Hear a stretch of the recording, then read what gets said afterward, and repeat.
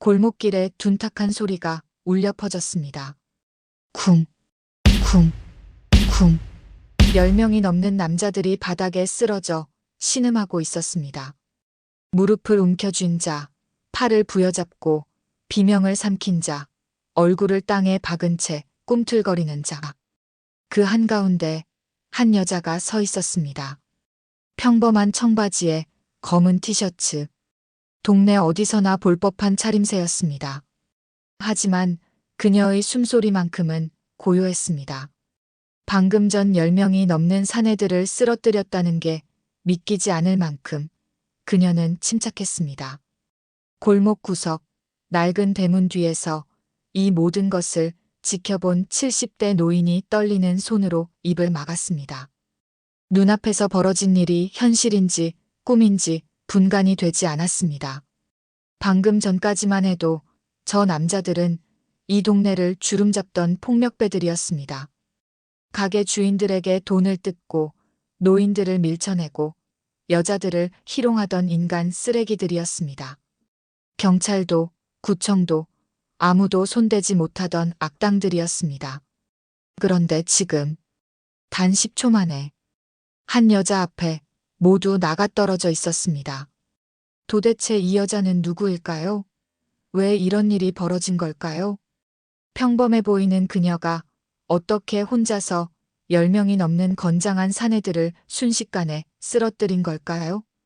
이 믿기 어려운 이야기의 전말이 궁금하시다면 잠깐만 시간을 내어 구독 버튼을 눌러주세요. 그리고 지금 어디서 듣고 계세요?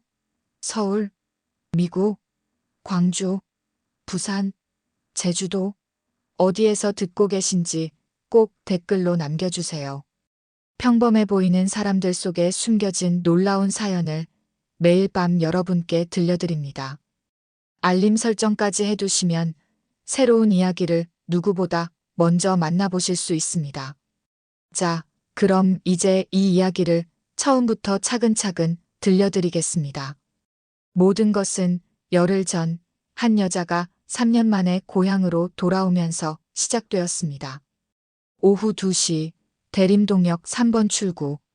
계단을 천천히 올라온 서유랑이 햇살 쏟아지는 거리를 바라보며 깊게 숨을 들이켰습니다.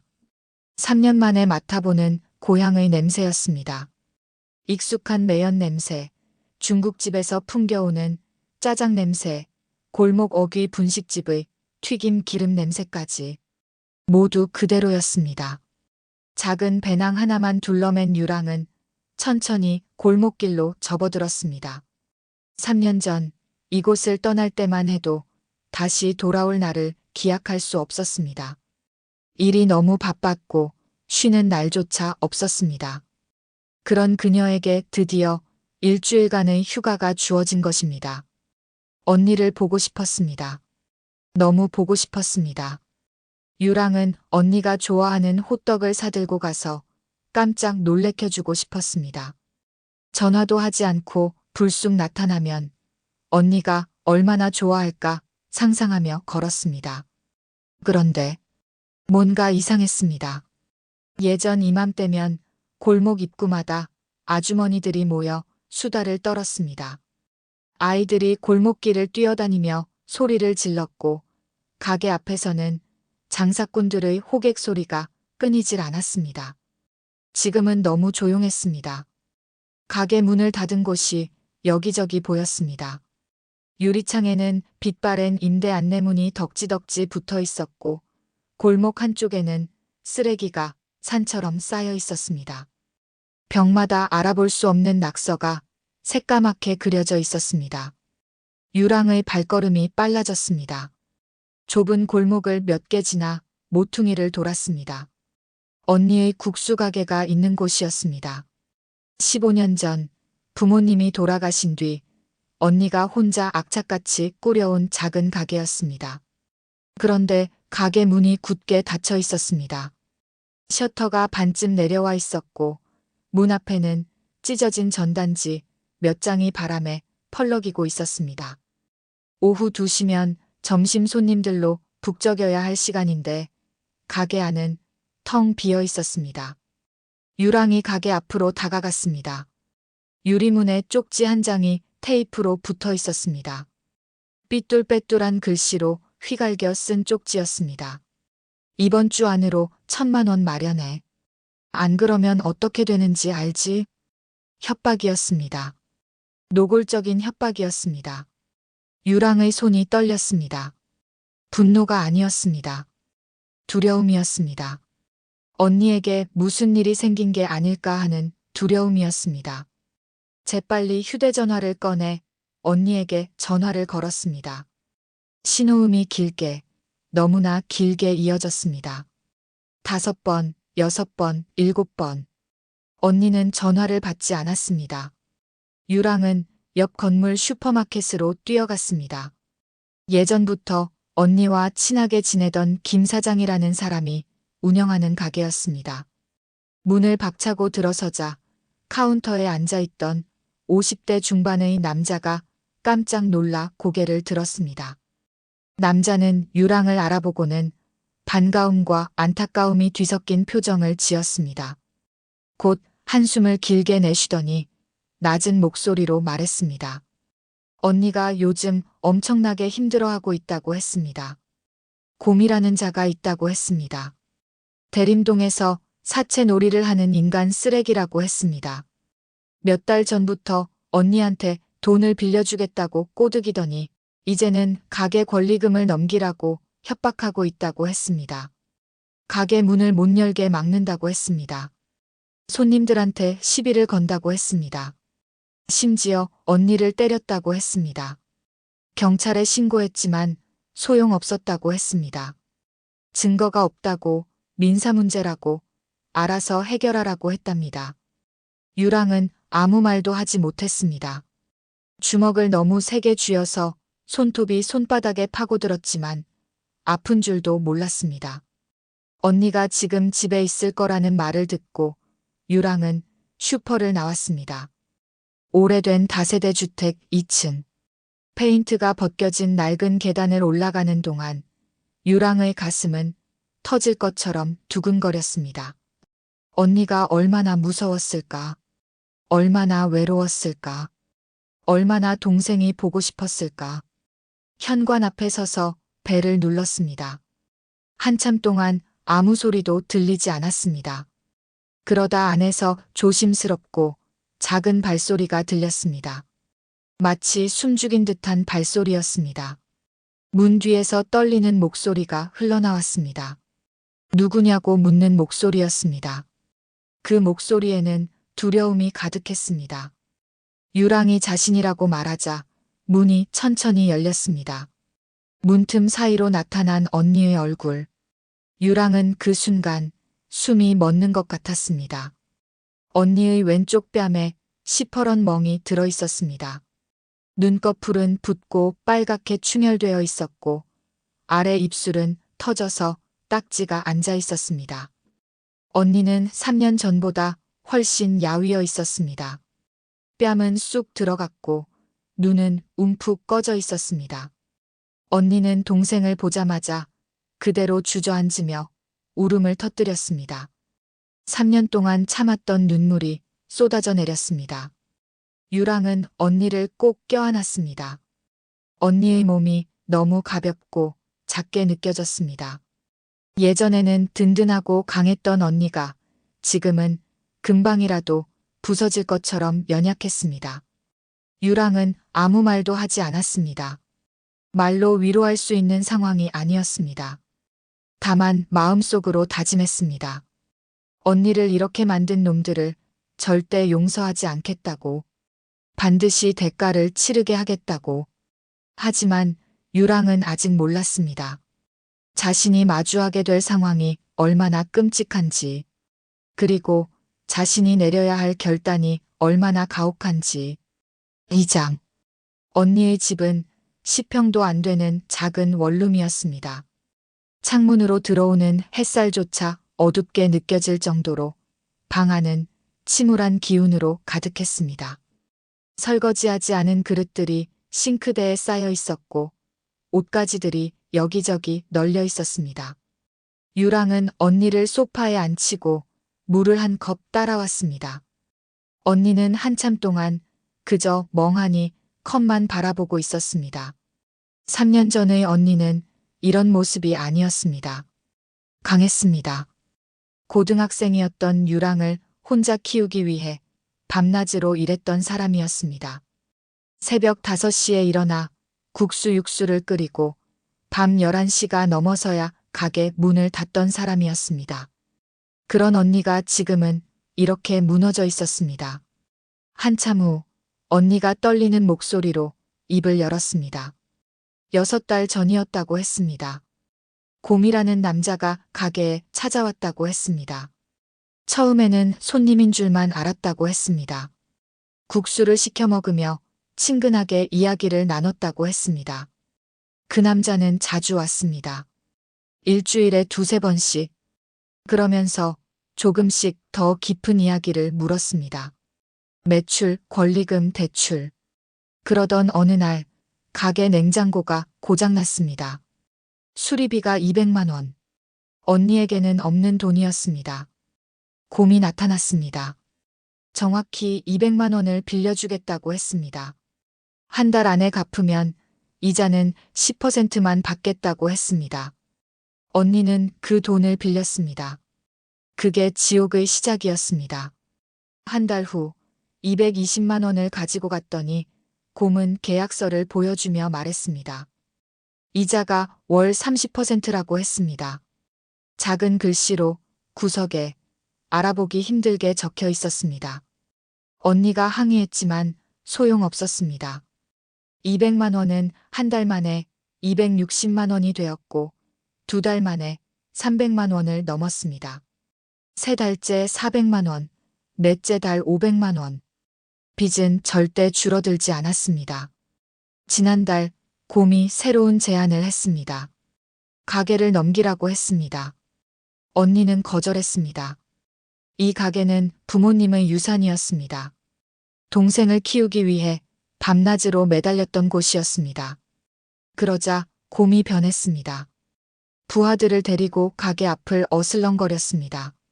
손님들이 들어오려 하면 길을 막았습니다. 가게 유리창에 돌을 던졌습니다.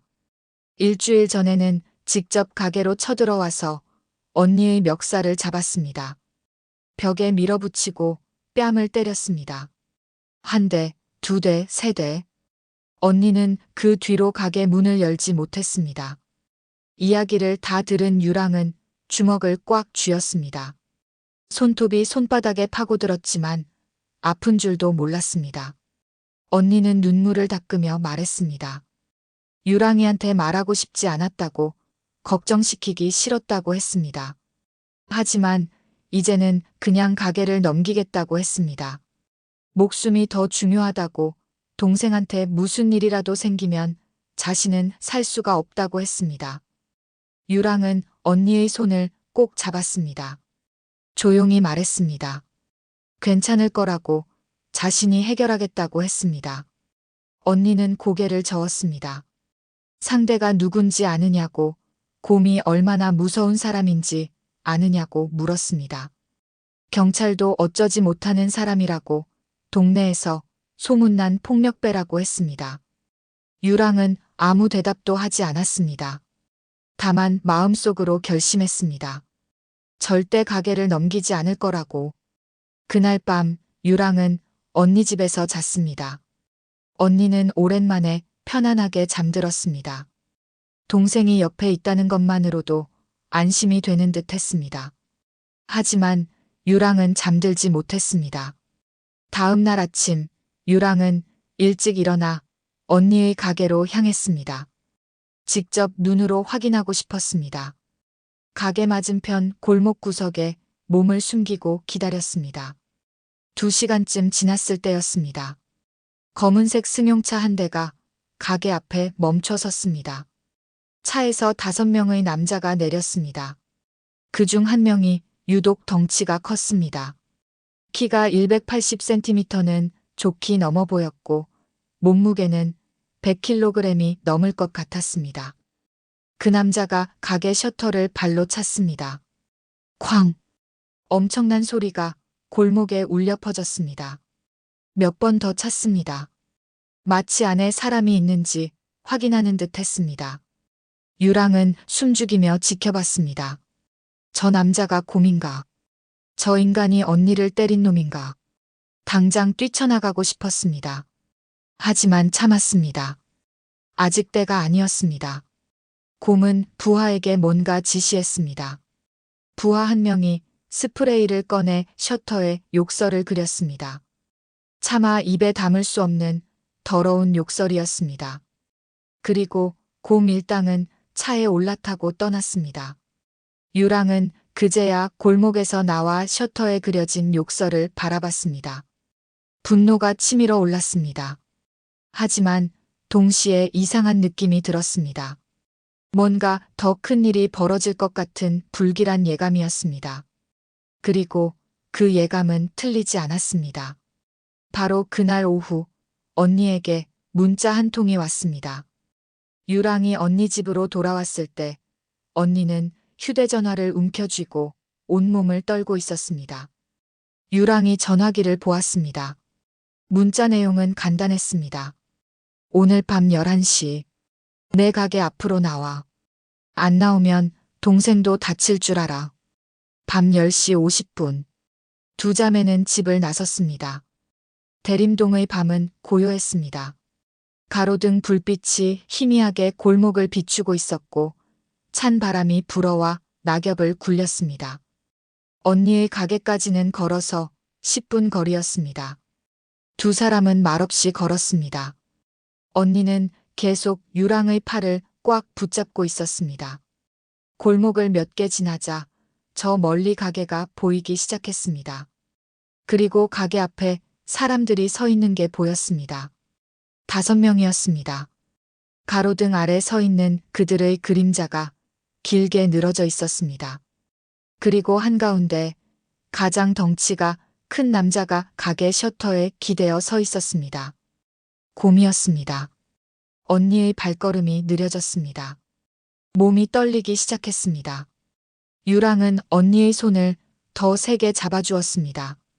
두 자매가 가게 앞 10m 지점까지 다가가자 곰이 고개를 들었습니다.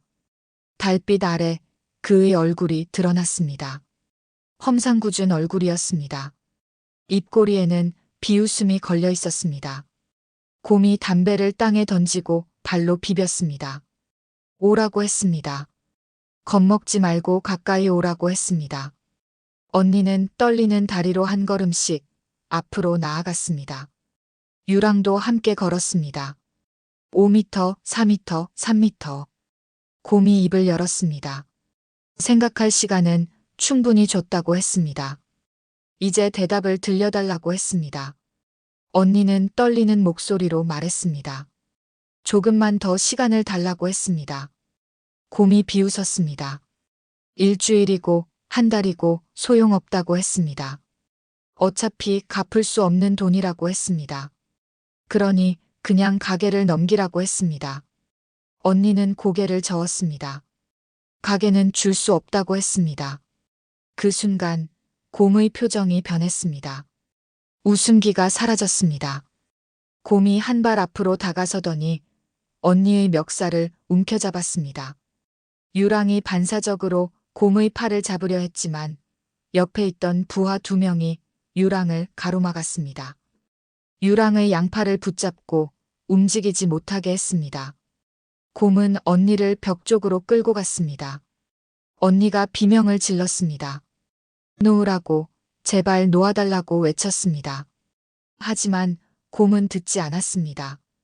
언니를 벽에 밀어붙였습니다. 언니의 등이 벽에 쿵 하고 부딪혔습니다. 곰이 낮은 목소리로 말했습니다. 마지막 기회라고 했습니다. 지금 당장 결정하지 않으면 후회할 거라고 했습니다. 언니는 눈물을 흘리며 대답했습니다. 안 된다고 했습니다. 곰의 눈빛이 더욱 차갑게 변했습니다. 그리고 그는 주먹을 들어 올렸습니다. 유랑이 소리쳤습니다. 언니를 놓으라고, 대신 자신을 때리라고 외쳤습니다. 하지만 곰은 유랑을 힐끗 쳐다보고는 코웃음을 쳤습니다. 그리곤 주먹을 내려쳤습니다. 퍽! 언니의 뺨에 주먹이 꽂혔습니다. 언니의 고개가 옆으로 꺾였습니다. 입에서 피가 흘러나왔습니다. 곰은 멈추지 않았습니다. 다시 한 번 주먹을 휘둘렀습니다. 퍽! 이번에는 배였습니다. 언니가 그대로 바닥에 주저앉았습니다. 기침을 하며 몸을 웅크렸습니다. 유랑은 미친 듯이 몸부림쳤습니다. 자신을 붙잡고 있는 두 남자를 뿌리치려 했습니다. 하지만 두 남자는 힘이 셌고 유랑을 꽉 붙잡고 있었습니다. 곰은 바닥에 쓰러진 언니를 내려다보며 말했습니다. 고집 부리지 말라고 했습니다. 순순히 가게를 넘기면 이런 일도 없을 거라고 했습니다. 그리고 다시 발을 들어 올렸습니다. 언니의 옆구리를 향해 발을 휘둘렀습니다. 쾅! 언니가 비명을 질렀습니다. 처절한 비명이었습니다. 골목 전체에 울려 퍼지는 비명이었습니다. 그 순간 골목 저편 낡은 대문 뒤에서 누군가가 이 모든 광경을 지켜보고 있었습니다. 김노인이었습니다. 70평생을 이 동네에서 살아온 노인이었습니다. 젊었을 때는 정의로웠고 불의를 보면 참지 못하는 성격이었습니다. 하지만 이제는 늙었습니다. 힘이 없었습니다. 노인은 주먹을 꽉 쥐었습니다. 손톱이 손바닥에 파고들었지만 아픈 줄도 몰랐습니다. 저 여자를 도와주고 싶었습니다. 뛰쳐나가서 곰을 맞고 싶었습니다. 하지만 할 수 없었습니다. 70 노인이 무엇을 할 수 있겠습니까? 노인은 고개를 숙였습니다. 차마 볼 수가 없었습니다. 세상이 왜 이 모양인가 싶었습니다. 악한 놈들이 판을 치고 착한 사람들이 고통받는 세상. 노인은 눈물을 흘렸습니다. 분함의 눈물이었습니다. 그때 유랑의 목소리가 골목에 울려 퍼졌습니다. 놓으라고 외쳤습니다. 지금 당장 언니를 놓으라고 소리쳤습니다. 목소리에는 분노가 가득했습니다. 곰이 유랑을 돌아봤습니다. 그리고 비웃었습니다. 동생이 제법 용감하다고 했습니다. 하지만 용기만으로는 아무것도 할 수 없다고 했습니다. 곰은 다시 언니에게로 시선을 돌렸습니다. 바닥에 쓰러진 언니를 발로 걷어찼습니다. 한 번, 두 번, 세 번.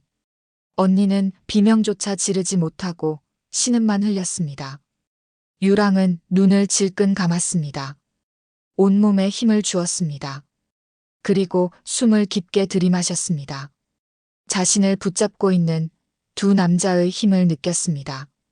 그들이 어느 쪽 팔을 더 세게 잡고 있는지 파악했습니다. 3년간의 훈련이 머릿속을 스쳤습니다. 수백 번, 수천 번 반복했던 동작들이 떠올랐습니다. 유랑은 눈을 떴습니다. 그리고 움직였습니다. 오른쪽으로 몸을 비틀며 왼팔을 빼냈습니다. 동시에 왼쪽 남자의 손목을 잡아 비틀었습니다. 남자가 비명을 지르며 손을 놓았습니다. 오른팔도 빼냈습니다. 오른쪽 남자가 다시 잡으려 했지만 유랑은 그의 팔을 잡아채 자신의 어깨 너머로 던져버렸습니다. 남자가 바닥에 나가 떨어졌습니다. 모든 것이 3초 만에 일어났습니다. 곰이 고개를 돌렸습니다. 유랑을 봤습니다. 그리고 그제야 깨달았습니다. 저 여자가 보통이 아니라는 것을. 유랑은 천천히 곰을 향해 걸어갔습니다. 표정은 차갑게 굳어 있었습니다. 눈빛은 얼음보다 차가웠습니다. 곰의 나머지 부하 3명이 유랑을 막으려 했습니다. 하지만 유랑은 멈추지 않았습니다. 첫 번째 남자가 주먹을 휘둘렀습니다. 유랑은 몸을 살짝 숙여 피했습니다. 그리고 남자의 옆구리에 주먹을 꽂았습니다. 남자가 신음하며 쓰러졌습니다. 두 번째 남자가 발차기를 시도했습니다. 유랑은 다리를 잡아 비틀었습니다. 남자가 균형을 잃고 바닥에 넘어졌습니다. 세 번째 남자가 뒤에서 덮쳤습니다. 유랑은 뒤돌아서며 팔꿈치로 남자의 얼굴을 가격했습니다. 남자의 코에서 피가 터졌습니다. 모두 5초 만에 일어난 일이었습니다. 곰은 믿을 수 없다는 표정으로 유랑을 바라봤습니다. 유랑이 곰 앞에 섰습니다. 그리고 조용히 차갑게 말했습니다. 10초를 주겠습니다. 곰이 어리둥절한 표정을 지었습니다. 유랑이 다시 말했습니다. 10초 안에 무릎을 꿇고 사과하십시오. 안 그러면 후회하게 만들겠습니다. 곰이 웃었습니다. 어이없다는 듯 웃었습니다. 여자 하나가 무슨 짓을 하겠느냐며 비웃었습니다. 그리고 주먹을 휘둘렀습니다. 유랑을 향해 온 힘을 다해 주먹을 날렸습니다.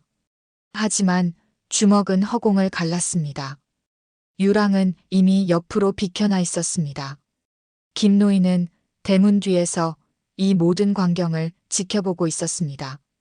눈을 크게 뜨고 입을 벌린 채 믿을 수 없다는 표정으로 방금 전까지 곰에게 매를 맞던 평범한 여자가 단 몇 초 만에 5명의 건장한 사내들을 쓰러뜨리고 있었습니다. 노인의 가슴이 뛰기 시작했습니다. 70평생 느껴보지 못한 감정이었습니다. 희망이었습니다. 정의가 승리할 수 있다는 희망이었습니다. 그리고 바로 지금 그 희망이 눈앞에서 펼쳐지고 있었습니다. 유랑은 곰을 향해 다가갔습니다. 한 걸음, 두 걸음. 곰은 본능적으로 뒷걸음질 쳤습니다. 등이 벽에 닿았습니다. 더 이상 물러날 곳이 없었습니다. 유랑이 조용히 말했습니다. 아직 9초 남았습니다. 곰이 다시 주먹을 휘둘렀습니다. 하지만 유랑은 쉽게 피하며 곰의 옆구리에 무릎을 꽂았습니다. 쾅! 곰이 비명을 지르며 뒤로 물러섰습니다. 유랑은 멈추지 않았습니다. 다시 앞으로 나아가 곰의 얼굴에 주먹을 날렸습니다. 퍽! 곰의 코가 깨지는 소리가 들렸습니다. 피가 터져나왔습니다. 곰이 바닥에 쓰러졌습니다. 유랑은 쓰러진 곰을 내려다봤습니다. 8초. 곰은 바닥에서 일어나려 했습니다. 하지만 다리에 힘이 들어가지 않았습니다. 주변을 봤습니다. 부하들은 모두 신음하며 바닥에 널브러져 있었습니다. 유랑이 다시 말했습니다. 7초. 곰의 얼굴에 공포가 스쳤습니다. 6초. 곰이 떨리는 목소리로 말했습니다. 미안하다고, 잘못했다고 말했습니다. 5초. 곰이 바닥에 무릎을 꿇었습니다. 4초. 고개를 숙였습니다. 3초. 진심으로 미안하다고 말했습니다. 유랑은 쓰러져 있는 언니를 돌아봤습니다. 언니는 벽에 기대어 앉아 이 모든 광경을 지켜보고 있었습니다. 믿을 수 없다는 표정이었습니다. 유랑이 언니에게 다가가 부축했습니다. 언니를 일으켜 세웠습니다. 그리고 곰에게 말했습니다. 언니한테 직접 사과하라고 했습니다. 곰은 무릎을 꿇은 채 언니를 향해 고개를 숙였습니다. 잘못했다고, 용서해달라고 말했습니다. 유랑이 다시 말했습니다. 차용증을 내놓으라고 했습니다. 곰이 주머니에서 지갑을 꺼냈습니다. 지갑 안에서 접힌 종이 몇 장을 꺼냈습니다. 유랑은 그것을 받아 하나하나 찢어버렸습니다. 종이가 산산이 조각나 바닥에 흩날렸습니다.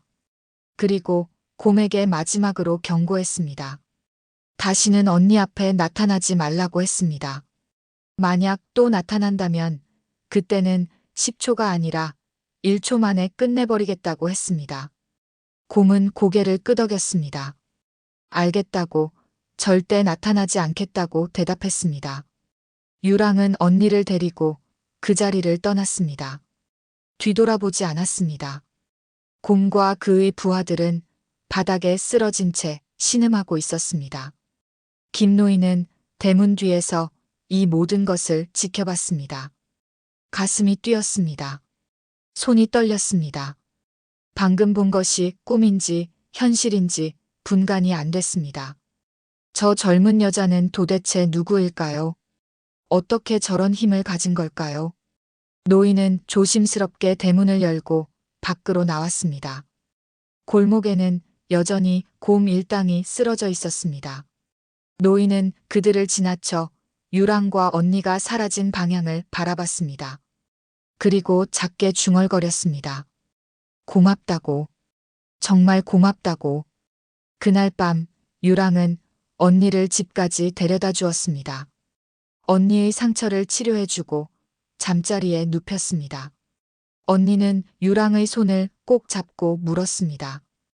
도대체 언제부터 저렇게 싸움을 잘하게 됐느냐고 물었습니다. 유랑은 잠시 망설였습니다. 그리고 조용히 대답했습니다.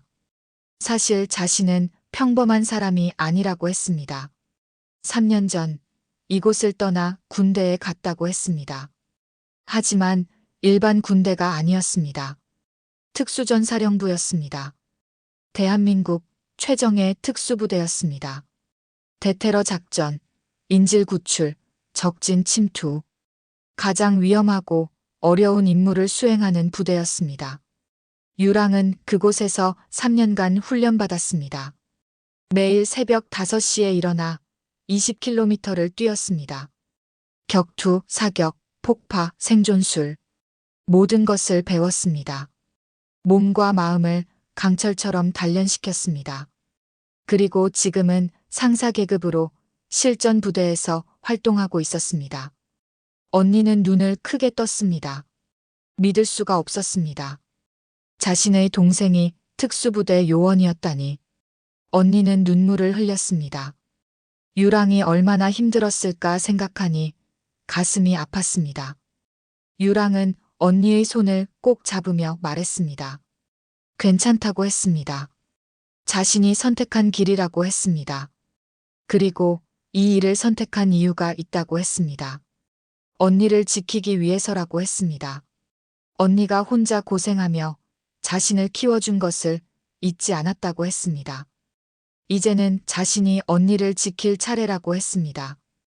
언니는 동생을 꼭 껴안았습니다. 두 자매는 한참 동안 그렇게 껴안고 있었습니다.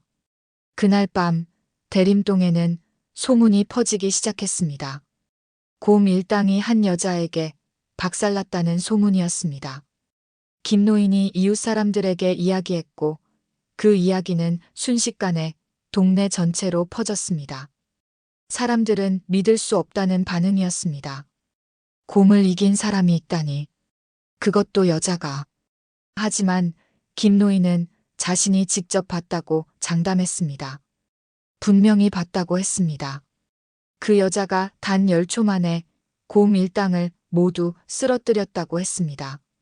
사람들은 수군거렸습니다. 도대체 그 여자가 누구냐고 물었습니다. 김노인은 국수가게 을랑의 동생이라고 대답했습니다. 사람들은 더욱 놀랐습니다. 을랑에게 그런 동생이 있었다니. 다음 날 아침 곰은 병원에 실려갔습니다. 코뼈가 부러지고 갈비뼈에 금이 갔으며 온몸에 멍이 들어 있었습니다. 부하들도 모두 부상을 입었습니다. 의사가 물었습니다. 무슨 일이 있었느냐고, 누가 이렇게 만들었느냐고 물었습니다. 곰은 대답하지 않았습니다. 그저 이를 악물고 천장을 바라볼 뿐이었습니다. 자존심이 상했습니다.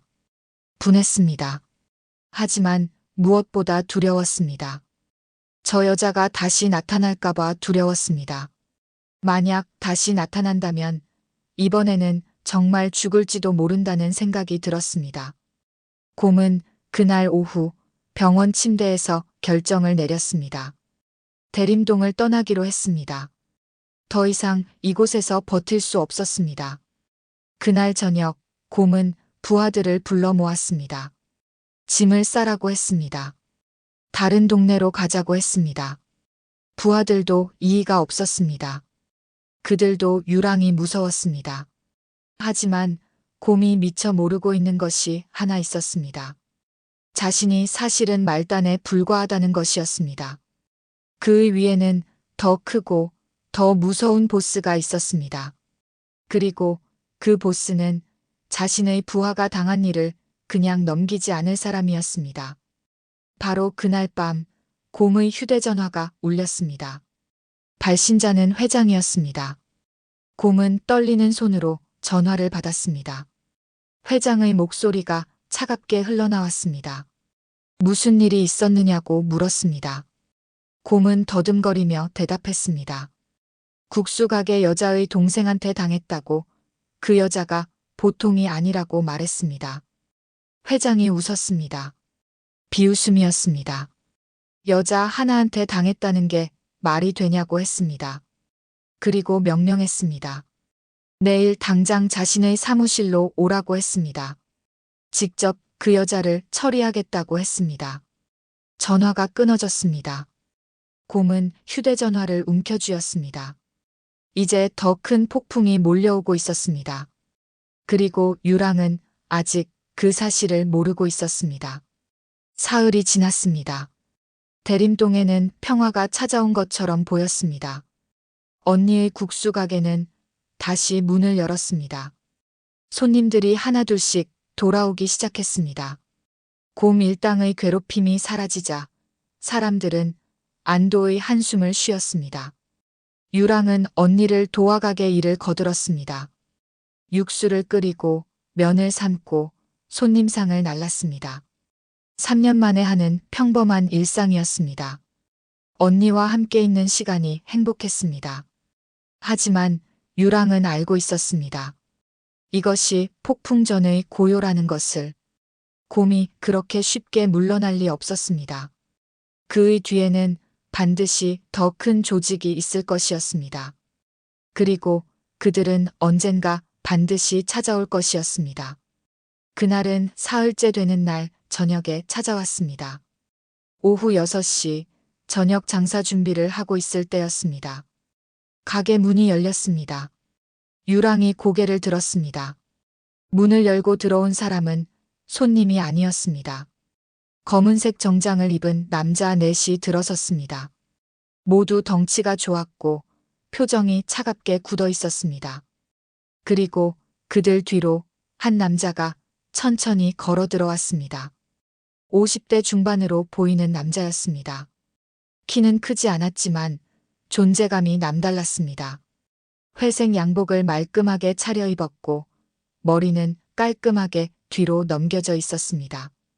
선글라스를 끼고 있었지만 그 뒤로 느껴지는 눈빛은 날카로웠습니다. 남자가 가게 안을 천천히 둘러봤습니다.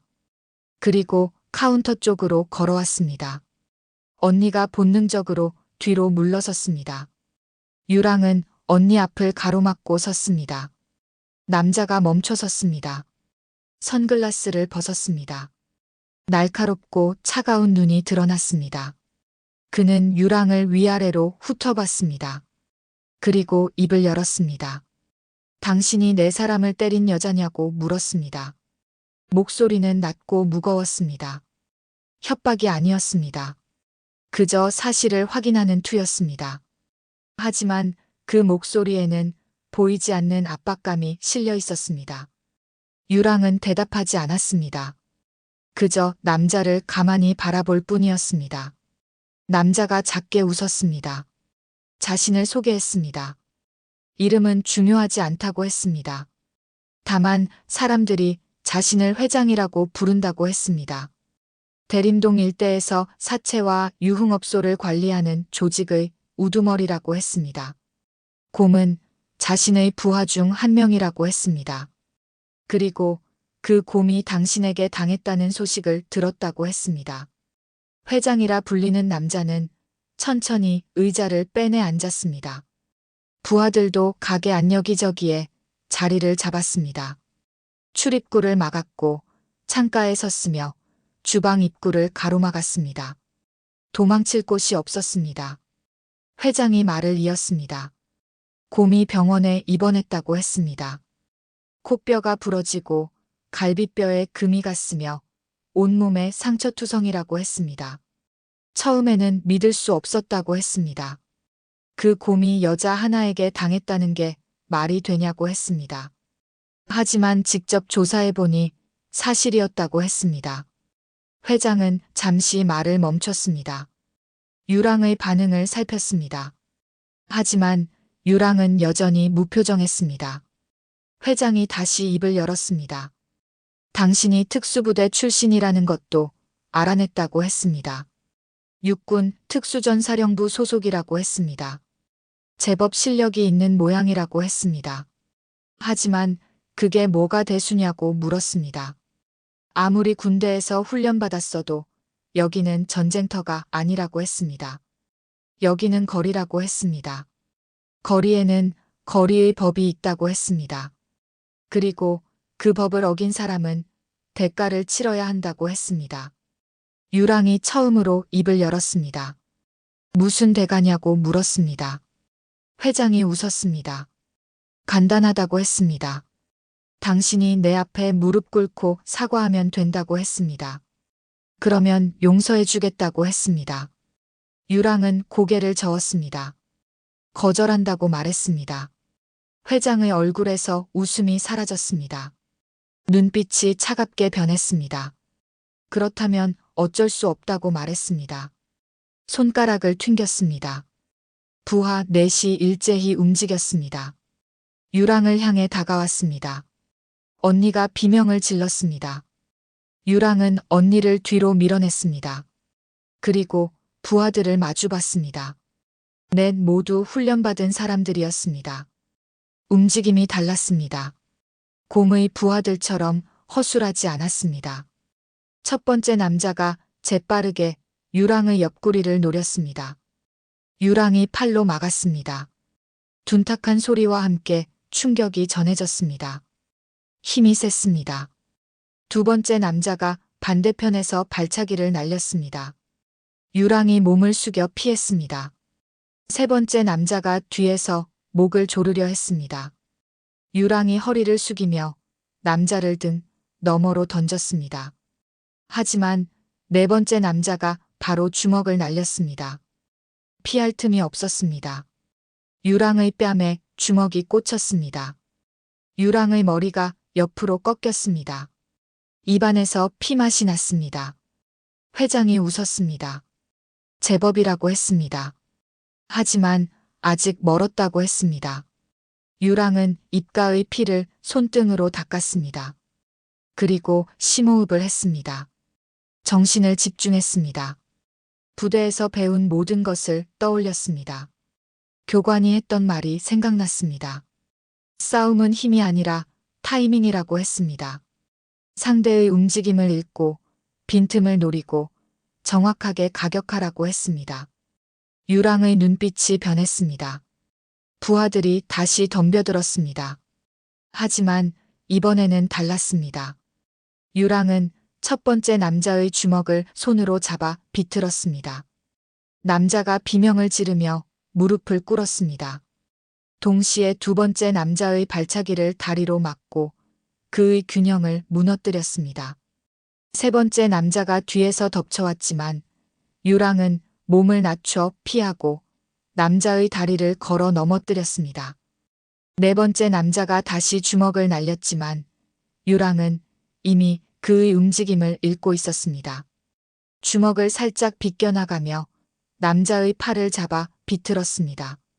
그리고 무릎으로 남자의 배를 가격했습니다. 남자가 신음하며 쓰러졌습니다. 모든 것이 7초 만에 일어났습니다. 넷 모두 바닥에 쓰러져 있었습니다. 회장의 표정이 굳어졌습니다. 처음으로 당황한 기색이 역력했습니다. 유랑이 회장을 향해 걸어갔습니다. 한 걸음, 두 걸음. 회장이 자리에서 일어났습니다. 재킷 안쪽으로 손을 넣었습니다. 뭔가를 꺼내려는 움직임이었습니다. 하지만 유랑이 더 빨랐습니다. 순식간에 회장 앞으로 달려가 그의 손목을 잡았습니다. 그리고 비틀었습니다. 회장이 비명을 질렀습니다. 재킷 안에 숨겨져 있던 물건이 바닥에 떨어졌습니다. 작은 칼이었습니다. 유랑이 그것을 발로 차 멀리 보냈습니다. 그리고 회장의 팔을 뒤로 비틀어 제압했습니다. 회장이 바닥에 무릎을 꿇었습니다. 유랑이 그의 귀에 대고 조용히 말했습니다. 다시는 이 동네에 나타나지 말라고 했습니다. 다시는 언니를 괴롭히지 말라고 했습니다. 만약 또 나타난다면 그때는 이렇게 봐주지 않겠다고 했습니다. 회장은 이를 악물었습니다. 자존심이 상했습니다. 평생 이런 굴욕을 당해본 적이 없었습니다. 하지만 지금은 어쩔 수 없었습니다. 유랑이 회장을 놓아주었습니다. 회장은 비틀거리며 일어났습니다. 쓰러진 부하들을 돌아봤습니다. 그리고 이를 갈며 가게를 나갔습니다. 부하들도 신음하며 일어나 뒤따라 나갔습니다. 가게 안에 침묵이 흘렀습니다. 언니가 유랑에게 달려왔습니다. 괜찮냐고 물었습니다. 유랑은 고개를 끄덕였습니다. 괜찮다고 했습니다. 하지만 유랑은 알고 있었습니다. 이것으로 끝이 아니라는 것을. 회장이라는 남자는 이대로 물러나지 않을 것이었습니다. 자존심이 상한 그는 반드시 복수를 꾀할 것이었습니다. 그날 밤 회장은 자신의 사무실로 돌아갔습니다. 대림동 한복판에 있는 3층짜리 건물이었습니다. 겉보기에는 평범한 사무실 건물이었지만 안에서는 온갖 불법적인 일들이 벌어지고 있었습니다. 회장은 최상층 사무실에 앉아 창밖을 바라봤습니다. 손목이 아팠습니다. 유랑이 비튼 자리가 시퍼렇게 멍들어 있었습니다. 회장은 책상 서랍을 열었습니다. 안에는 두꺼운 수첩이 들어 있었습니다. 수첩을 꺼내 펼쳤습니다. 거기에는 수많은 이름과 전화번호가 적혀 있었습니다. 경찰, 공무원, 정치인, 폭력배, 심지어 군 관계자까지. 회장이 쌓아온 인맥이었습니다. 그는 한 페이지를 넘기며 특정 이름을 찾았습니다. 그리고 전화를 걸었습니다. 벨소리가 몇 번 울렸습니다. 누군가 전화를 받았습니다. 회장이 낮은 목소리로 말했습니다. 일거리가 하나 생겼다고 했습니다. 특수부대 출신 여자를 처리해야 한다고 했습니다. 전화 너머에서 대답이 들려왔습니다. 알겠다고, 내일 당장 사람을 보내겠다고 했습니다. 회장이 전화를 끊었습니다. 그리고 창밖을 바라보며 중얼거렸습니다. 내가 누구든 상관없다고 말했습니다. 특수부대 출신이든 뭐든 상관없다고 말했습니다. 이 거리에서는 내가 법이라고 말했습니다. 회장의 눈빛은 차갑고 잔인했습니다. 다음 날 아침, 유랑은 언니의 가게를 열었습니다. 언니는 아직 집에서 쉬고 있었습니다. 어젯밤 일로 충격을 받았기 때문입니다. 유랑은 혼자서 가게를 준비했습니다. 육수를 끓이고 재료를 손질하고 테이블을 닦았습니다. 평범한 아침이었습니다. 하지만 유랑은 긴장을 늦추지 않았습니다. 본능적으로 느꼈습니다. 곧 더 큰 일이 벌어질 거라는 것을. 그리고 그 예감은 틀리지 않았습니다. 정오쯤 가게 밖에 검은색 승합차 2대가 멈춰 섰습니다. 차에서 10명이 넘는 남자들이 내렸습니다. 모두 검은 옷을 입고 있었습니다. 그리고 그들 중 몇 명은 손에 무언가를 들고 있었습니다. 쇠파이프였습니다. 유랑은 창문 너머로 그들을 봤습니다. 그리고 조용히 한숨을 내쉬었습니다. 이제 진짜 싸움이 시작되는 것 같았습니다. 12명의 남자들이 가게 앞에 늘어서 있었습니다. 모두 검은 옷을 입고 쇠파이프를 들고 있었습니다. 햇빛에 반사된 쇠파이프가 차갑게 빛났습니다. 유랑은 가게 안에서 그들을 바라봤습니다. 혼자였습니다. 언니는 집에 있었고 주변에 도와줄 사람은 아무도 없었습니다. 하지만 두렵지 않았습니다. 3년간 수없이 위험한 상황을 겪어왔습니다. 실탄이 날아다니는 훈련장에서, 적진 깊숙이 침투하는 모의 작전에서 언제나 홀로 서야 했습니다. 지금도 마찬가지였습니다. 유랑은 천천히 가게 문을 열고 밖으로 나갔습니다. 골목길 한가운데 섰습니다. 12명의 남자들이 유랑을 둘러쌌습니다. 원을 그리며 포위했습니다. 도망칠 곳이 없었습니다. 한 남자가 앞으로 나섰습니다. 덩치가 가장 컸습니다. 키가 190cm는 좋게 넘어 보였고 어깨가 넓었습니다. 얼굴에는 흉터가 있었습니다. 왼쪽 눈썹부터 뺨까지 길게 그어진 흉터였습니다. 남자가 입을 열었습니다. 회장님이 보냈다고 했습니다. 마지막 기회를 주겠다고 했습니다. 지금이라도 무릎 꿇고 사과하면 살려주겠다고 했습니다. 유랑은 대답하지 않았습니다. 그저 남자를 가만히 바라볼 뿐이었습니다. 남자가 웃었습니다. 비웃음이었습니다. 그렇다면 어쩔 수 없다고 했습니다. 손을 들어 신호를 보냈습니다. 12명이 일제히 움직였습니다. 쇠파이프를 휘두르며 유랑에게 달려들었습니다. 유랑은 심호흡을 했습니다. 정신을 집중했습니다. 부대에서 배운 다대일 전투 기술을 떠올렸습니다. 절대 한 곳에 머물지 말 것. 끊임없이 움직이며 적의 공격 각도를 좁힐 것. 가장 위협적인 상대부터 제거할 것. 유랑이 움직였습니다. 첫 번째 남자가 쇠파이프를 내리쳤습니다. 유랑은 옆으로 몸을 비틀어 피했습니다. 쇠파이프가 바닥을 쳤습니다. 쾅! 소리와 함께 바닥에 금이 갔습니다. 유랑은 남자의 팔을 잡아 비틀었습니다. 그리고 무릎으로 남자의 배를 가격했습니다. 남자가 신음하며 쓰러졌습니다. 두 번째, 세 번째 남자가 동시에 덤벼들었습니다. 유랑은 뒤로 물러서며 그들의 공격을 피했습니다. 그리고 재빠르게 앞으로 나아가 한 남자의 턱을 주먹으로 가격했습니다. 남자의 머리가 뒤로 젖혀졌습니다. 동시에 다른 남자의 쇠파이프를 손으로 잡아 빼앗았습니다. 이제 유랑도 무기가 생겼습니다. 유랑은 쇠파이프를 휘둘렀습니다. 네 번째 남자의 다리를 쳤습니다. 남자가 비명을 지르며 쓰러졌습니다. 다섯 번째 남자의 손목을 쳤습니다. 남자가 쇠파이프를 떨어뜨렸습니다. 하지만 상대는 아직 7명이나 남았습니다.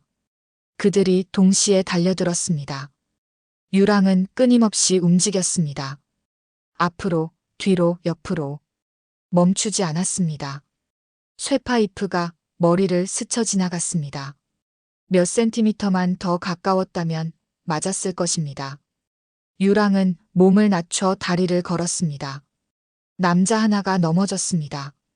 일어서며 팔꿈치로 다른 남자의 얼굴을 가격했습니다. 남자의 코에서 피가 터졌습니다. 하지만 그 순간 뒤에서 쇠파이프가 날아왔습니다. 유랑의 어깨에 쇠파이프가 꽂혔습니다. 쾅!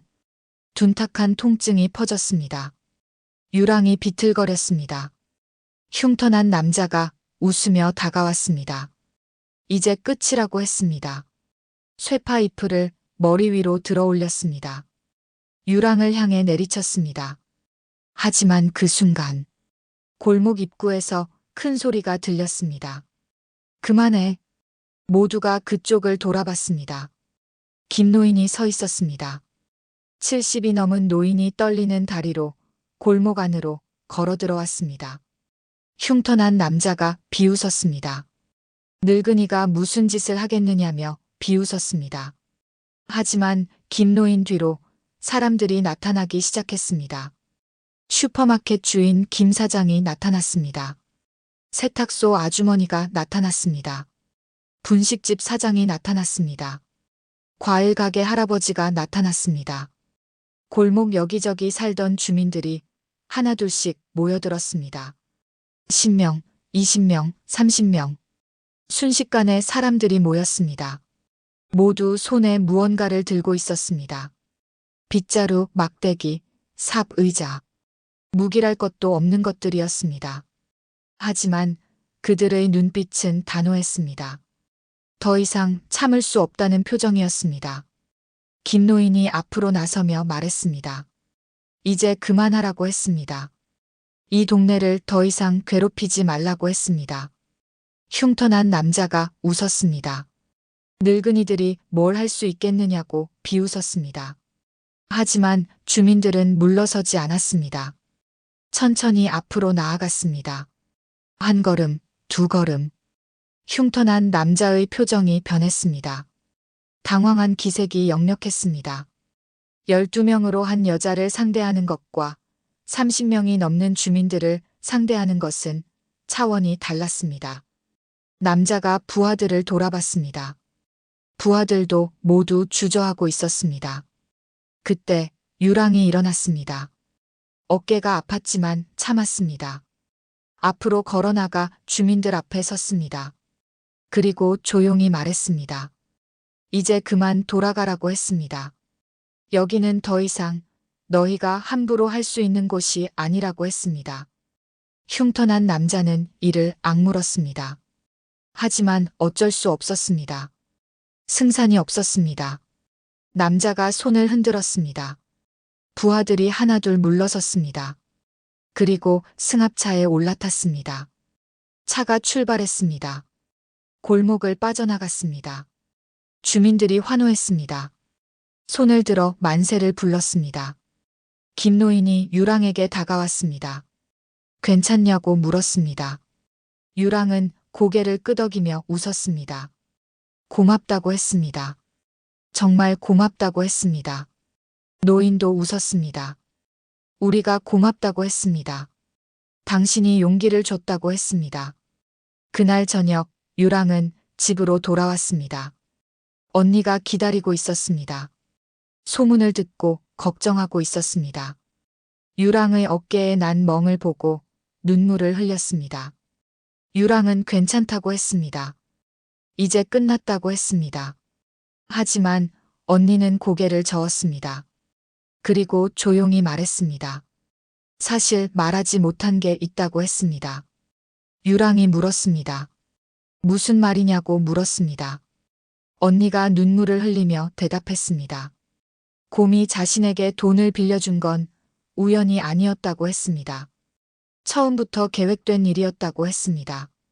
가게를 빼앗기 위한 계획이었다고 했습니다. 유랑이 놀라 물었습니다. 왜 하필 언니 가게였느냐고 물었습니다. 언니가 떨리는 목소리로 대답했습니다. 이 가게가 있는 자리가 특별하다고 했습니다. 회장이라는 자가 이 골목 전체를 재개발하려는 계획이 있다고 했습니다. 유흥가를 만들려고 한다고 했습니다. 하지만 이 가게만 팔지 않으면 계획이 무산된다고 했습니다. 그래서 언니를 타깃으로 정한 것이었습니다. 유랑은 주먹을 꽉 쥐었습니다. 그렇다면 모든 것이 처음부터 함정이었다는 뜻이었습니다.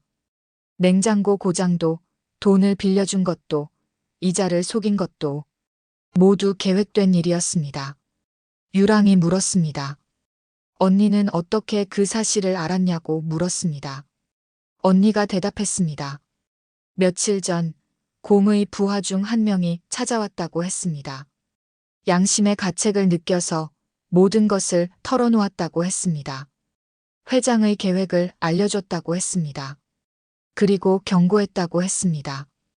회장은 절대 포기하지 않는 사람이라고 했습니다. 끝까지 가게를 빼앗으려 할 것이라고 했습니다. 심지어 사람을 다치게 하는 것도 서슴지 않는다고 했습니다. 유랑은 침묵했습니다. 생각보다 상황이 심각했습니다. 단순히 사채 문제가 아니었습니다. 거대한 조직의 계획이었습니다. 그리고 그 조직은 언니와 자신을 제거하려 할 것이었습니다. 유랑이 물었습니다. 그 부하는 왜 양심 고백을 했냐고 물었습니다. 언니가 대답했습니다. 그 사람도 원래 이 동네 사람이었다고 했습니다. 어려서부터 이 골목에서 자랐다고 했습니다. 하지만 잘못된 길로 빠져 조직에 들어갔다고 했습니다. 그런데 이제는 후회한다고 했습니다. 자신이 한 일들이 부끄럽다고 했습니다. 특히 착한 사람들을 괴롭히는 게 견딜 수 없다고 했습니다. 유랑은 고개를 끄덕였습니다. 그 사람을 만나고 싶다고 했습니다. 더 자세한 정보가 필요하다고 했습니다. 언니가 휴대전화를 꺼냈습니다. 그 사람의 전화번호를 알려줬습니다. 유랑은 밖으로 나가 전화를 걸었습니다. 벨소리가 몇 번 울렸습니다. 누군가 전화를 받았습니다. 유랑이 자신을 소개했습니다. 을랑의 동생이라고 했습니다. 전화 너머에서 침묵이 흘렀습니다. 잠시 후 남자가 입을 열었습니다. 만나자고 했습니다. 내일 밤 10시에 만나자고 했습니다. 장소를 알려줬습니다. 유랑이 알겠다고 대답했습니다. 전화가 끊어졌습니다. 유랑은 밤하늘을 올려다봤습니다. 별이 빛나고 있었습니다. 어린 시절 부모님과 함께 이 골목에서 별을 본 기억이 났습니다. 행복했던 시절이었습니다. 그때는 몰랐습니다. 세상이 이렇게 잔인할 줄. 하지만 이제 알았습니다. 그리고 결심했습니다. 언니를 지키기 위해서라면, 이 동네를 지키기 위해서라면 무엇이든 하겠다고. 다음 날 밤 10시 유랑은 약속 장소로 향했습니다. 대림동 외곽에 있는 폐공장이었습니다. 오래전에 문을 닫은 곳이었습니다. 어둠 속에서 공장 건물이 유령처럼 서 있었습니다. 유랑은 조심스럽게 안으로 들어갔습니다. 손전등을 켰습니다. 빛이 어둠을 가르며 공장 내부를 비췄습니다. 먼지가 쌓여 있었고 녹슨 기계들이 여기저기 놓여 있었습니다. 발소리가 들렸습니다. 누군가 다가오고 있었습니다. 유랑이 손전등을 그쪽으로 돌렸습니다. 한 남자가 나타났습니다. 30대 초반으로 보이는 남자였습니다. 수척한 얼굴에 불안한 눈빛을 하고 있었습니다. 남자가 유랑을 확인하고는 안도의 한숨을 쉬었습니다. 그리고 입을 열었습니다. 회장의 진짜 계획을 말해주겠다고 했습니다. 유랑이 귀를 기울였습니다. 남자가 말하기 시작했습니다. 회장은 단순히 가게를 빼앗으려는 게 아니라고 했습니다. 이 동네 전체를 장악하려 한다고 했습니다. 불법 도박장, 유흥업소, 사채업, 모든 것을 자신의 소나귀에 넣으려 한다고 했습니다. 그리고 그 시작이 언니의 가게라고 했습니다. 남자는 계속 말했습니다. 회장에게는 뒷배가 있다고 했습니다. 경찰 고위층, 구청 공무원, 심지어 국회의원까지 모두 회장의 소나귀에 있다고 했습니다. 그래서 누구도 회장을 건드릴 수 없다고 했습니다. 유랑은 침묵했습니다. 상황이 생각보다 훨씬 심각했습니다. 남자가 마지막으로 경고했습니다. 조심하라고 했습니다. 회장은 이제 당신을 제거하려 할 것이라고 했습니다. 어떤 수단을 쓰든 제거할 것이라고 했습니다. 유랑이 물었습니다. 왜 이런 위험을 무릅쓰고 자신을 도와주느냐고 물었습니다. 남자가 쓰게 웃었습니다. 속죄하고 싶다고 했습니다. 자신이 저지른 잘못을 조금이라도 갚고 싶다고 했습니다. 그리고 조용히 말했습니다. 당신이 유일한 희망이라고 했습니다. 당신만이 회장을 막을 수 있다고 했습니다. 유랑은 고개를 끄덕였습니다. 알겠다고 했습니다. 반드시 회장을 막겠다고 했습니다. 남자가 안도한 표정을 지었습니다. 그리고 돌아서서 떠나려 했습니다. 하지만 그 순간 어둠 속에서 총소리가 울렸습니다. 탕! 총소리가 울려 퍼진 순간 유랑은 본능적으로 몸을 낮췄습니다. 앞에 서 있던 남자가 비명도 지르지 못하고 쓰러졌습니다. 가슴에서 피가 흘러나왔습니다. 유랑이 남자에게 달려갔습니다. 하지만 이미 늦었습니다. 남자는 눈을 감고 있었습니다. 숨이 끊어져 있었습니다. 어둠 속에서 발소리가 들렸습니다. 여러 명이었습니다. 유랑은 재빨리 기둥 뒤로 몸을 숨겼습니다. 손전등 불빛이 여러 개 비춰졌습니다. 5명의 남자들이 나타났습니다. 모두 검은 옷을 입고 얼굴에 마스크를 쓰고 있었습니다. 그리고 한 명은 손에 권총을 들고 있었습니다. 남자들이 쓰러진 시체를 확인했습니다. 그리고 주변을 살폈습니다. 유랑을 찾고 있었습니다. 유랑은 숨을 죽였습니다. 천천히 뒤로 물러났습니다. 발소리가 나지 않게 조심했습니다. 하지만 녹슨 깡통을 밟고 말았습니다. 딸그랑. 작은 소리였지만 고요한 공장 안에서는 크게 울렸습니다. 남자들이 일제히 그쪽을 돌아봤습니다. 손전등 빛이 유랑을 향했습니다. 유랑이 발견되었습니다. 권총을 든 남자가 방아쇠를 당겼습니다. 탕! 총알이 유랑이 서 있던 자리를 관통했습니다. 하지만 유랑은 이미 옆으로 굴렀습니다. 기계 뒤로 몸을 숨겼습니다. 총알이 계속 날아왔습니다. 탕! 탕! 탕! 기계에 총알이 박혔습니다. 불꽃이 튀었습니다. 유랑은 생각했습니다. 이대로는 안 됐습니다.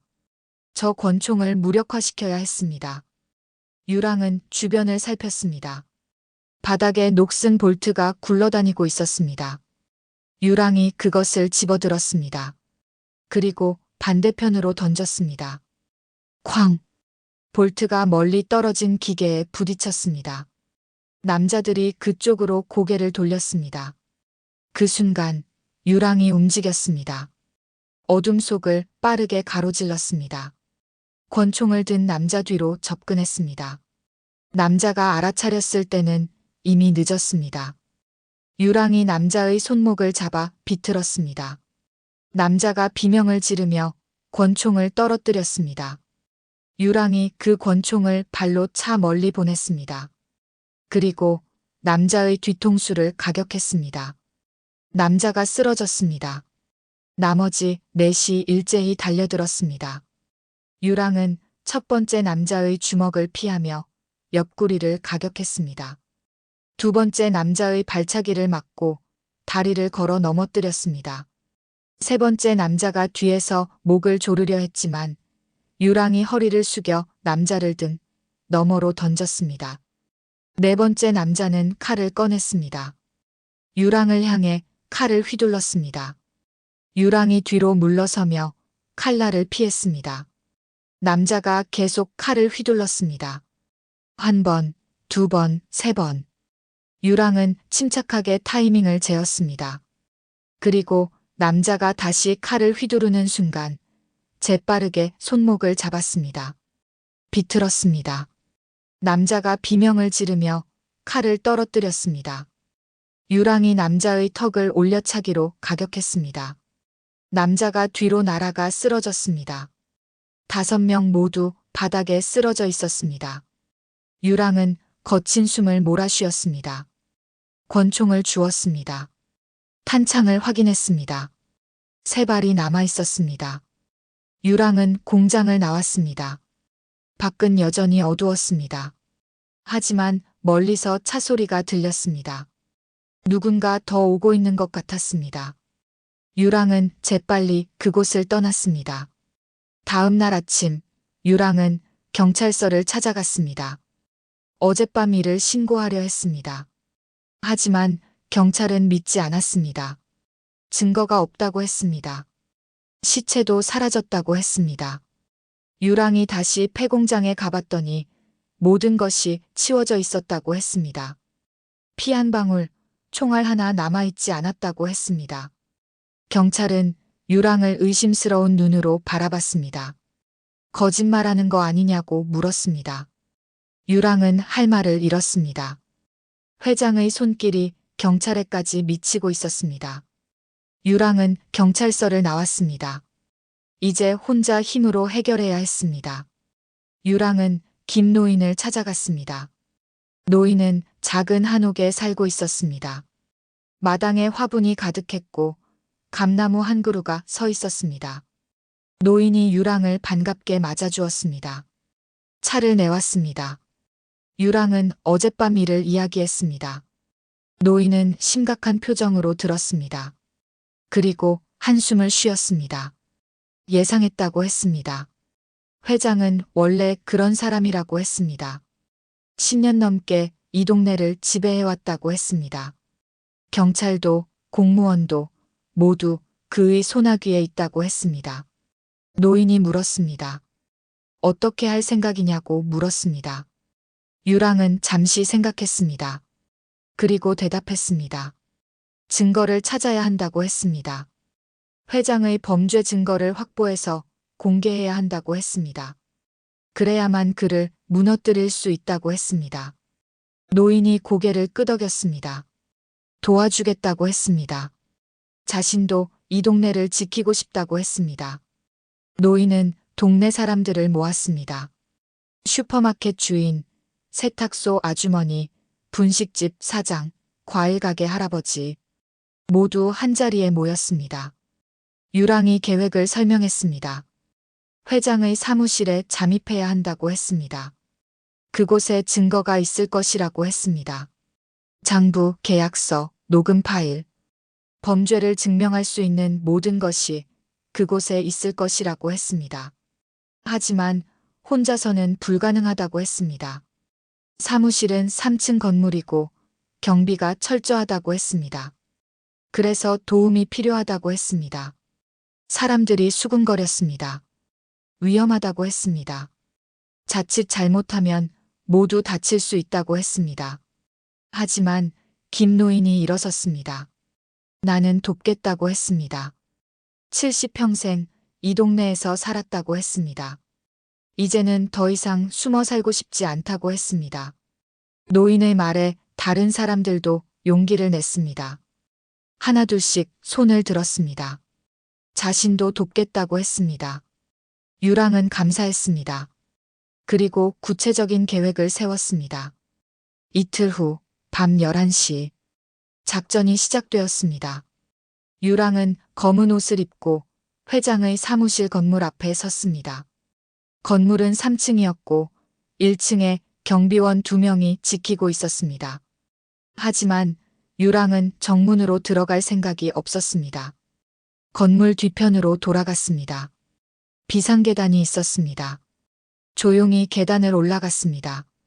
2층, 3층. 3층 창문 앞에 섰습니다. 창문은 잠겨 있었습니다. 유랑은 주머니에서 작은 도구를 꺼냈습니다. 부대에서 배운 침입 기술을 사용했습니다. 몇 초 만에 창문이 열렸습니다. 유랑은 조심스럽게 안으로 들어갔습니다. 복도는 어두웠습니다. 손전등을 켰습니다. 복도 끝에 문이 하나 보였습니다. 회장의 사무실이었습니다. 문 앞에 섰습니다. 문고리를 잡았습니다. 잠겨 있지 않았습니다. 유랑은 문을 열고 안으로 들어갔습니다. 사무실은 넓었습니다. 큰 책상이 있었고 그 뒤로 서류 캐비닛이 줄지어 서 있었습니다. 유랑은 재빨리 책상 서랍을 열었습니다. 서류들이 가득했습니다. 하나하나 확인했습니다. 사채 계약서, 협박 편지, 불법 도박장 수익 내역. 모두 증거였습니다. 유랑은 휴대전화로 서류들을 사진으로 찍었습니다. 1장, 2장, 3장, 수십 장을 찍었습니다. 그때 복도에서 발소리가 들렸습니다. 누군가 오고 있었습니다. 유랑은 재빨리 서류를 정리하고 서랍을 닫았습니다. 창문 쪽으로 향했습니다. 하지만 문이 열렸습니다. 회장이 들어섰습니다. 그리고 유랑을 봤습니다. 둘의 눈이 마주쳤습니다. 침묵이 흘렀습니다. 회장이 천천히 웃었습니다. 기다리고 있었다고 했습니다. 당신이 올 줄 알았다고 했습니다. 그래서 일부러 문을 열어뒀다고 했습니다. 함정이었습니다. 회장이 손뼉을 쳤습니다. 복도에서 남자들이 몰려들어왔습니다. 10명이 넘었습니다. 모두 무기를 들고 있었습니다. 유랑은 사방이 막혔습니다. 도망칠 곳이 없었습니다. 회장이 말했습니다. 이제 끝이라고 했습니다. 당신도, 당신 언니도 모두 끝이라고 했습니다. 유랑은 침착했습니다. 주머니에서 휴대전화를 꺼냈습니다. 그리고 버튼을 눌렀습니다. 회장이 웃었습니다. 전화해봐야 소용없다고 했습니다. 경찰은 오지 않을 거라고 했습니다. 하지만 유랑은 웃었습니다. 경찰을 부른 게 아니라고 했습니다. 휴대전화 화면을 회장에게 보여줬습니다. 생중계 중이라고 표시되어 있었습니다. 지금까지의 모든 대화가 인터넷으로 생중계되고 있었습니다. 수천 명이 시청하고 있었습니다. 회장이 찍은 증거 사진도 모두 실시간으로 업로드되었습니다. 회장의 얼굴이 굳어졌습니다. 당황한 표정이었습니다. 유랑이 말했습니다. 이제 끝났다고 했습니다. 모든 증거가 공개되었다고 했습니다. 당신의 범죄가 세상에 알려졌다고 했습니다. 회장은 이를 악물었습니다. 부하들에게 소리쳤습니다. 당장 저 여자를 잡으라고 외쳤습니다. 부하들이 달려들었습니다. 하지만 그 순간 건물 밖에서 사이렌 소리가 들렸습니다. 경찰차 여러 대가 건물을 포위했습니다. 확성기 소리가 울렸습니다. 건물에서 나오라고 했습니다. 생중계를 본 시민들이 경찰청에 신고를 했던 것입니다. 수백 건의 신고가 동시에 들어왔고 경찰은 어쩔 수 없이 출동했습니다. 회장은 창밖을 내다봤습니다. 경찰들이 건물을 완전히 포위하고 있었습니다. 더 이상 도망칠 곳이 없었습니다. 회장은 주저앉았습니다. 모든 것이 끝났습니다. 유랑은 조용히 회장 앞에 섰습니다. 그리고 말했습니다. 정의는 반드시 승리한다고 했습니다. 아무리 권력이 있어도, 아무리 돈이 많아도 악은 결국 무너진다고 했습니다. 회장은 대답하지 않았습니다. 그저 고개를 숙이고 있을 뿐이었습니다. 경찰이 건물 안으로 들어왔습니다. 회장과 그의 부하들을 체포했습니다. 유랑은 경찰에게 모든 증거를 넘겼습니다. 사진, 녹음, 생중계 영상. 모든 것이 완벽한 증거였습니다. 그날 밤 대림동에는 환호성이 울려 퍼졌습니다. 주민들이 거리로 쏟아져 나왔습니다. 회장이 체포되었다는 소식을 들었습니다. 10년 넘게 이 동네를 지배하던 악당이 드디어 무너졌습니다. 김노인은 눈물을 흘렸습니다. 기쁨의 눈물이었습니다. 슈퍼마켓 주인은 만세를 불렀습니다. 세탁소 아주머니는 이웃을 껴안았습니다. 모두가 행복해했습니다. 유랑은 조용히 그 모습을 지켜봤습니다. 가슴이 뿌듯했습니다. 언니를 지켰습니다. 동네를 지켰습니다. 정의를 실현했습니다. 하지만 유랑은 알고 있었습니다. 아직 끝이 아니라는 것을. 진짜 이야기는 지금부터 시작이라는 것을. 8장. 한 달이 흘렀습니다. 대림동은 완전히 달라져 있었습니다. 회장과 그의 조직원들은 모두 구속되었습니다. 사체, 불법 도박, 폭력, 협박. 모든 죄목이 인정되었습니다.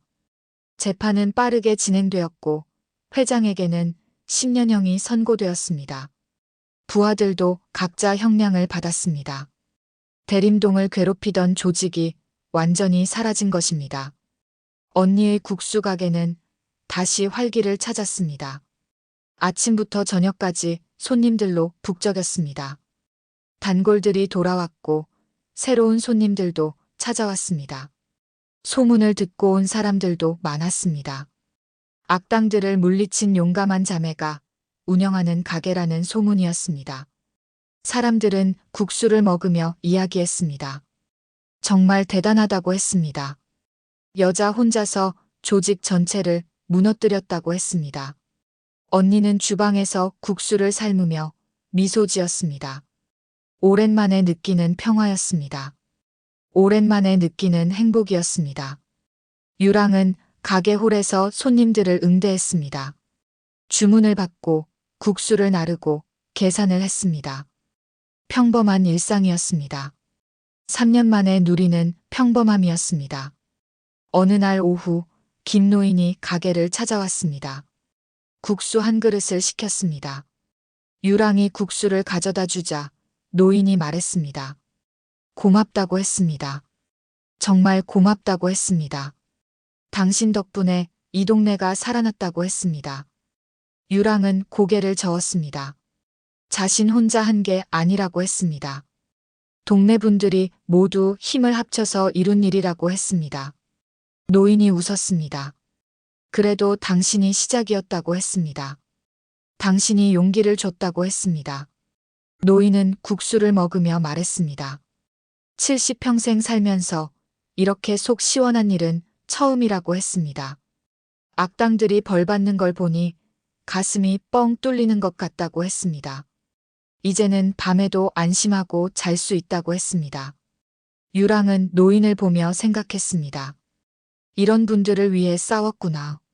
이런 분들의 평화를 위해 몸을 던졌구나. 그 생각이 유랑을 뿌듯하게 만들었습니다. 며칠 후 유랑에게 부대에서 연락이 왔습니다. 휴가가 끝났으니 복귀하라는 명령이었습니다. 유랑은 언니에게 말했습니다. 돌아가야 한다고 했습니다. 언니는 슬픈 표정을 지었습니다.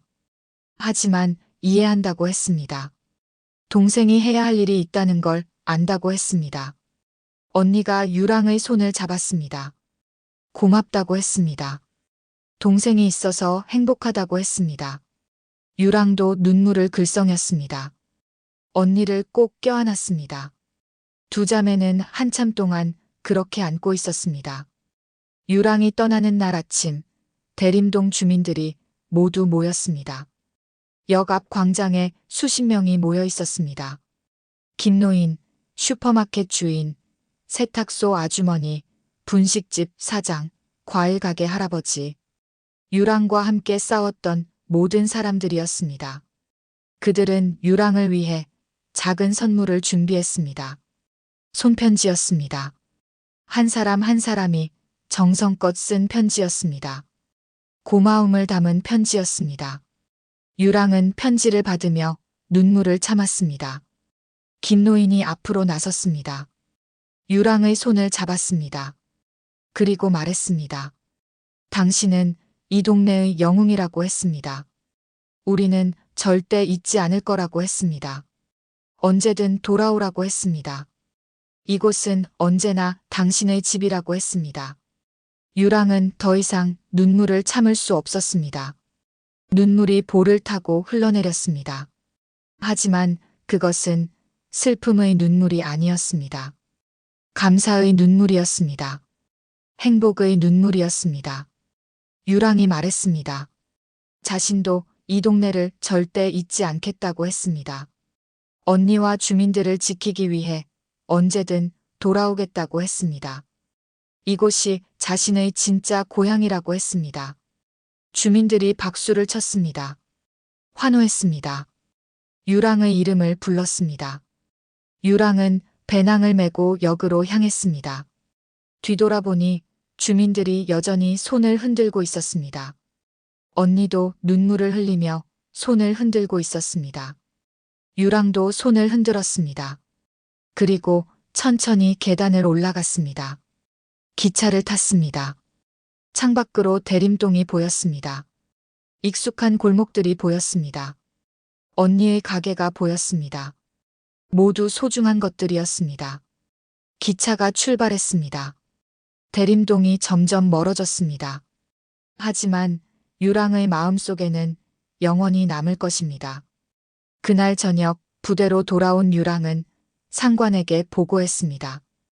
휴가 동안 있었던 일을 간략히 설명했습니다. 상관은 놀란 표정으로 들었습니다. 그리고 물었습니다. 다치지는 않았느냐고 물었습니다. 유랑은 괜찮다고 대답했습니다. 상관이 웃었습니다. 역시 우리 부대 최고의 요원답다고 했습니다. 민간인 신분으로도 정의를 실현했다고 했습니다. 자랑스럽다고 했습니다. 유랑은 경례했습니다. 그리고 다시 일상으로 돌아갔습니다. 훈련장으로 향했습니다. 무거운 장비를 메고 산을 올랐습니다. 땀이 흘렀지만 힘들지 않았습니다. 오히려 마음이 가벼웠습니다. 자신이 왜 이 일을 하는지 다시 한번 깨달았기 때문입니다. 약한 사람들을 지키기 위해, 정의를 실현하기 위해, 그것이 자신의 사명이라는 것을 확실히 알았습니다. 한편 대림동에서는 새로운 변화가 일어나고 있었습니다. 회장의 조직이 사라지자 빈 건물들이 생겼습니다. 주민들은 힘을 합쳐 그 건물들을 새롭게 꾸몄습니다. 불법 도박장이었던 곳은 어린이 도서관이 되었습니다. 사채업소였던 곳은 노인정이 되었습니다. 유흥업소였던 곳은 청년 창업 공간이 되었습니다. 동네는 점점 밝아졌습니다. 골목마다 웃음소리가 넘쳤습니다. 아이들이 뛰어놀았습니다. 노인들이 평화롭게 산책했습니다. 젊은이들이 꿈을 키웠습니다. 모두가 행복했습니다. 김노인은 매일 아침 새로 생긴 공원을 산책했습니다. 예전에는 조직원들이 모여있던 자리였습니다. 이제는 꽃이 피고 나무가 자라는 평화로운 공원이었습니다. 노인은 벤치에 앉아 하늘을 바라봤습니다. 그리고 중얼거렸습니다. 세상이 이렇게 아름다울 수도 있구나. 정의가 이렇게 따뜻할 수도 있구나. 노인의 눈에 눈물이 맺혔습니다. 하지만 그것은 슬픔의 눈물이 아니었습니다. 감사의 눈물이었습니다. 언니의 국수 가게는 이제 동네의 명소가 되었습니다. 사람들은 그 가게를 정의의 국수라고 불렀습니다. 악을 물리친 자매의 가게라는 의미였습니다. 언니는 매일 새벽 5시에 일어나 육수를 끓였습니다. 맑고 깊은 맛의 육수였습니다. 정성이 담긴 육수였습니다. 손님들은 국수를 먹으며 말했습니다. 세상에서 가장 맛있는 국수라고 했습니다. 단순히 맛 때문만은 아니었습니다. 그 국수에는 이야기가 담겨 있었습니다. 용기의 이야기가 담겨 있었습니다. 정의의 이야기가 담겨 있었습니다. 그 이야기가 국수를 더욱 특별하게 만들었습니다. 어느 날 저녁, 언니는 가게 문을 닫고 하늘을 올려다봤습니다. 별이 빛나고 있었습니다. 예전 부모님과 함께 봤던 그 별들이었습니다.